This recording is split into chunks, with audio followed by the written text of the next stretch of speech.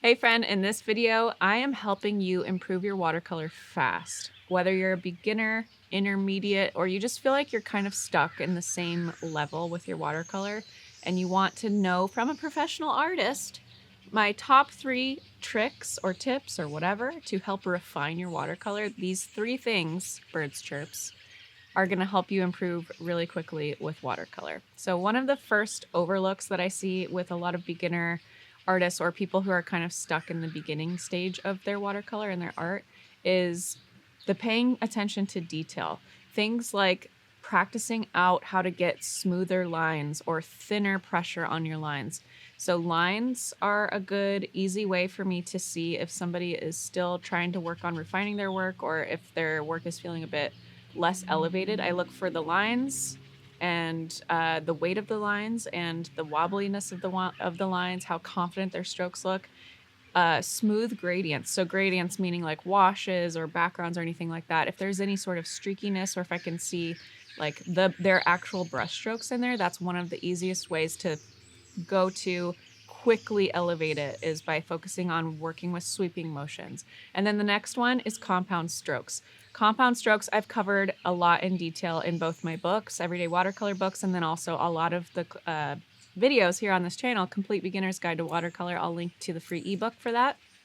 But compound strokes are basically, especially with a round brush, you'll see the compound stroke a bit more obvious, but it's basically just working on pressure and release. So a compound stroke is when, for example, I like to practice compound strokes with my leaf shapes. This is a size 10 round brush, and a compound stroke is when you put pressure on the brush and then you practice gradually releasing that pressure so that it can get thin again, and you have that nice tapered look to your shape. So a lot of times I'll look at people's compound strokes and it'll be like not really thought through all the way, and they'll do it really quickly or just flick really fast, and then you have this wispy stuff at the end and you don't really have that nice clean tip to the leaf. So we'll practice that in a second. So those are the 3 main things that if you want to quickly improve your watercolor, if you want to get better, these 3 things are one of the fastest ways to refine your work and to elevate your work. So let's first start with lines. I didn't go to art school. I'm self-taught, but I have a lot of students in my courses, especially the Art Within, which is my course online where I teach how to develop your style as an artist. I have a lot of students in there who did graduate from art school who talk about how they would literally just sit in class, some of these classes, and just do lines all day long, upward strokes with their lines, down strokes with their lines, straight up and down or at an angle. And if you're self-taught like me, maybe you haven't had that experience of just repetition of something so basic like lines.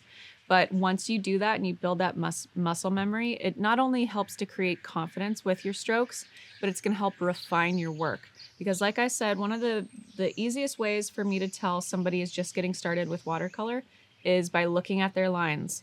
A lot of times I'll see for like stems, for example, it'll get thin and then thick, and there's not really a consistency between the shape or structure of their line. So making sure to focus on the consistent width and getting as thin as you can to practice your stems. So I like to, for example, if it's like a nasturtium painting, is there poppers going off in our neighborhood right now? Is just focusing on creating line weights that are similar throughout every single one of my stems. So I have a stem over here that's got a little bit thinner up here. So just paying attention to little details like that. A lot of times I'll see beginners with their stems, they'll put too much pressure on the brush and it kind of looks like an eyebrow or a worm, or it just looks a little too thick. So practicing your C curve or straight lines, vertical hold with your paintbrush, and making sure to put little to no pressure on the brush. So I'm basically guiding the brush with my wrist and my pivoting from my elbow and guiding like this. If you want more of a deep dive on this technique, go check out my video called The Complete Beginner's Guide to Watercolor Flowers. I do a deep dive on these strokes, but it's always a good reminder to just elevating your watercolor, elevating your artwork in general, focus on your lines. Get a really good feel of what it feels like to just basically be gliding across the paper instead of pushing the brush and dragging it along with you as you're creating your strokes. There's nothing wrong with putting pressure on your brush. You use that for leaf strokes or thicker blades of grass or, a thicker detail stroke or whatever. But if you want to really clean up your floral watercolor work, especially quickly, focus on your lines. Really, fill up an entire page worth of just straight lines or just angles of lines going up, and then practice your lines going down, and fill up sheets of paper, practice paper of just that stuff. And you'll quickly start to notice the details in your work start to elevate. And sometimes that's all you need. The next thing to practice is compound strokes. So I already kind of mentioned this with the leaves in the beginning, but your compound strokes, I deep dive this again in the Complete Beginner's Guide to Watercolor Flowers, but it's pressure and release. So having a slanted hold on your brush. So my brush is about, hi butterfly. My brush is about 35 degrees away from the paper. It's not vertical or 90 degrees away from the paper like this. That is how I would get the thin stroke from my brush. I'm using it on its side, and I'm not pointing it towards the leaf. I'm pointing it in line with the leaf, okay?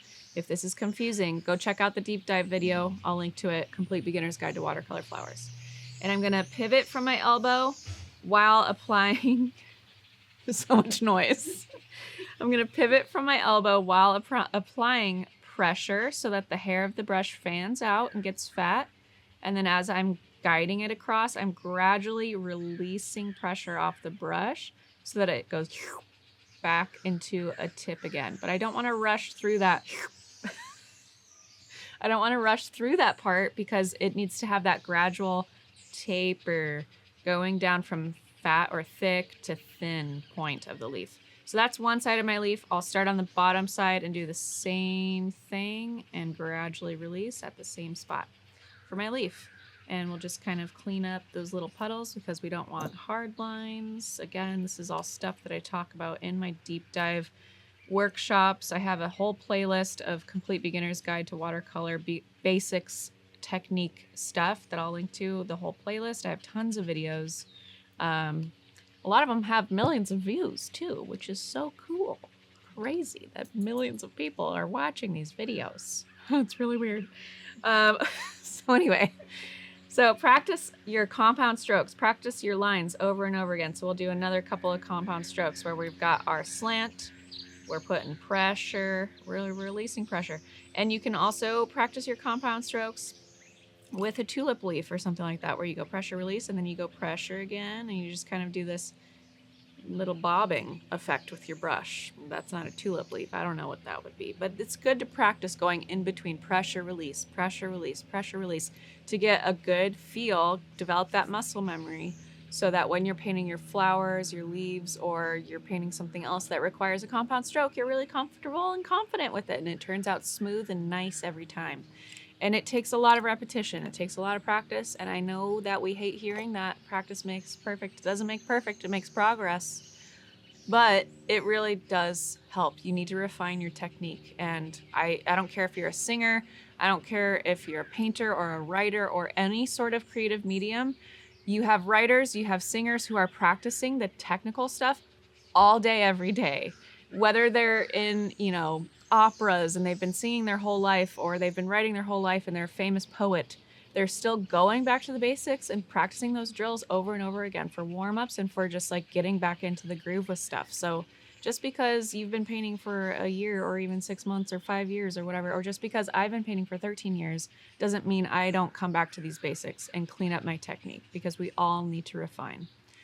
Okay, last but not least, we're gonna practice getting smooth gradients. This is another tall tale sign of one really easy, really simple way to just clean up your watercolor and make it feel more elevated and more refined, more elevated in skill level, is by not getting that streakiness with all of your gradients. So if I can hopefully demonstrate this, I don't know how to demonstrate how to not do it, or how to do it. I mean, I'm just that good. I'm just kidding. But something that I notice is when people are doing their backgrounds, how do I show this?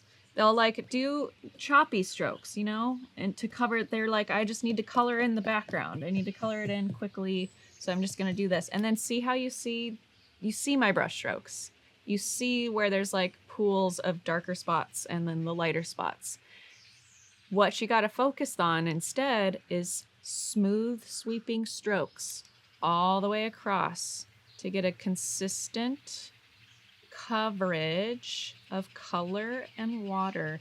And then whenever you start to see that there's little poolings of stuff, I clean and dry my brush off and I just sweep it, blend it back in while it's still wet. So watercolor is a medium that you need to be paying attention to how stuff is drying and landing on your paper while you're still painting. So it does require a bit of ADD, if you will, in my opinion. Like you do need to be able to, like, while I'm doing these streaks, I'm also looking up here and noticing how it's drying so that before I go too far down my paper, I can clean that up a bit and make it a bit more smooth. And noticing, okay, that's going to dry a little bit weird, so I'm going to lift that, but then that lift is creating that, so I'm just going to sweep all the way across a nice, smooth, not too streaky gradient. And if there's a little bit of streakiness, at least you have that kind of cloud sweeping sky look instead of like, oh, I can see she used a wash brush to do that because I can literally see the hairs of the brush inside her background or inside of her wash. So I'm not talking about the edges necessarily because having a rough edge sometimes, or just go all the way to the edge of your paper, but inside of your strokes is a really easy way for me to tell if something just really easily and quickly needs to be elevated or focused on in order to refine the artwork. And that's going to be your smooth, cohesive strokes. So first things first, practice your lines, practice your compound strokes, fill up sheets of paper with your lines and your compound strokes, and then also focus on your washes, getting that nice smooth gradient. You can do it with just one color or you can do it with multiple colors. Start with just one color first so you can focus on that sweeping motion and really, developing the muscle memory for that.